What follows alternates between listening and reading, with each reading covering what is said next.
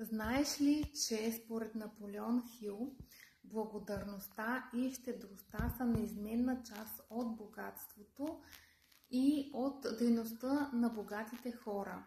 Щедростта е свързана с това да се подпомагат всички в процеса, всички също, освен личните облаги, така и за общото благо да се работи, както за партньори, съдружници, сътрудници, служители, така и за хора, които се нуждаят да получат помощ и подкрепа.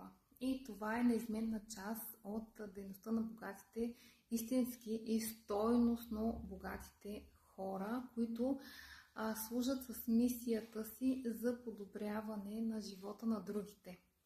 За благодарността искам да ти покажа един разкошен 90-дневен журнал за благодарност, в който можеш да записваш своите благодарности, мисли и чувства за 90 дни и да повишаваш енергията и вибрациите си. Ако желаеш повече да разбереш за медитацията, за изобилие по алгоритъма на Наполеон Хил, която направихме, както и за този журнал, можеш да се свържеш с мен.